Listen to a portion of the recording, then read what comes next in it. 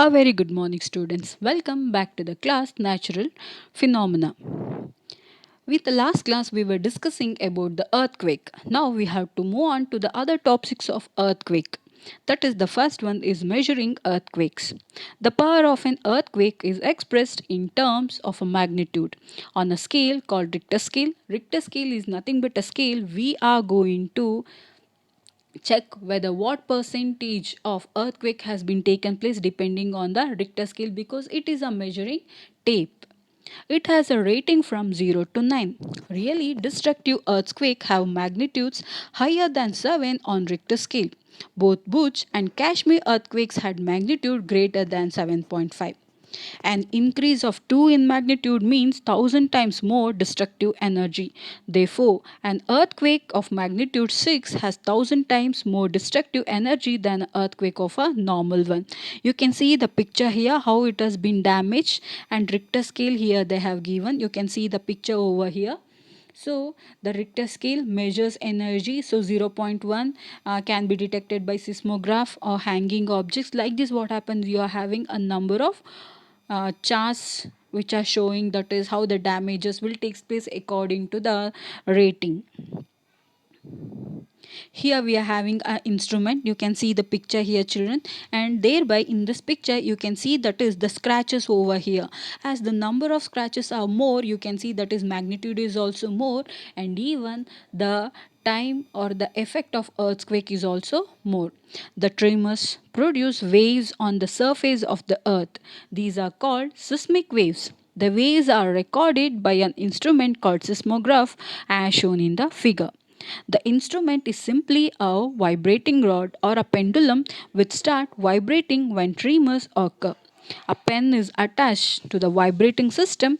The pen records the seismic waves on a paper which moves under it.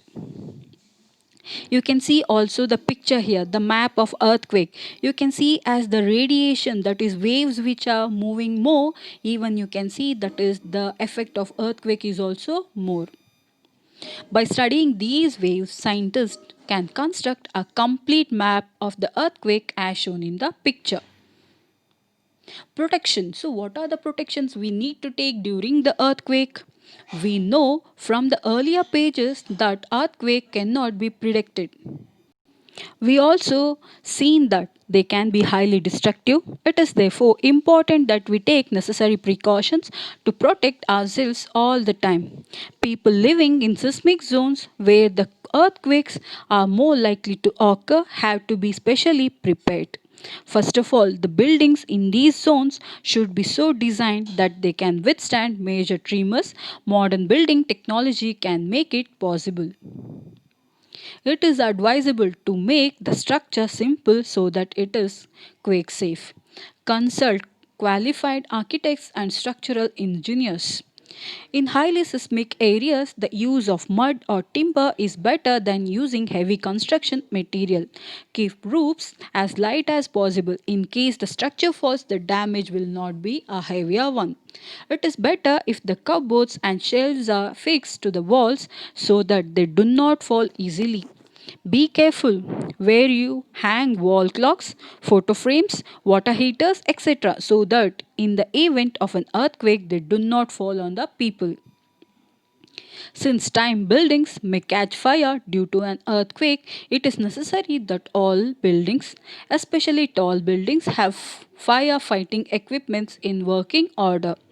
In the Central Building Research Institute, Rocky has developed know how to make quake resistant houses.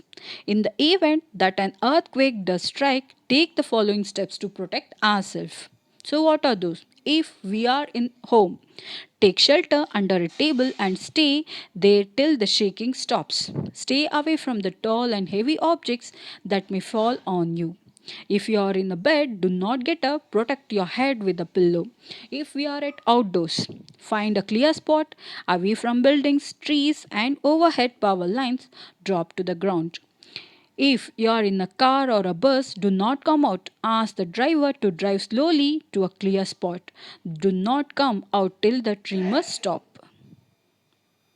Children, this completes the chapter that is natural phenomena. In this class, we have already seen that is in this chapter about the earthquake or even lightning and what are the things which are leading for the formation of a lightning and how we have to escape from lightning and earthing and all we have seen.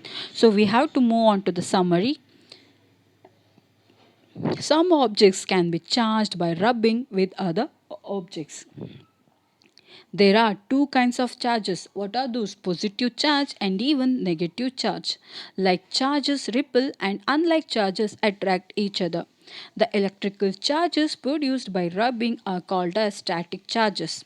When charges move, they constitute an electric current. When electroscope may be used to detect whether a body is charged or not. The process of transfer of charge from a charged object to earth is called earthing. The process of electrical discharge between clouds and the earth or between different clouds causes lightning. Lightning strike could destroy life and even property. Lightning conductors can protect buildings from the effects of lightning. An earthquake is a sudden shaking or trembling of earth. Earthquake is caused by disturbance deep inside the earth's crust. It is not possible to predict the occurrence of an earthquake. Earthquake tend to occur at the boundaries of Earth's plates. These boundaries are known as fault zones. Destructive energy of an earthquake is measured on a Richter scale. The earthquake measuring 7 or more on the Richter scale can cause severe damage to life and property. We should take necessary precautions to protect ourselves from earthquake.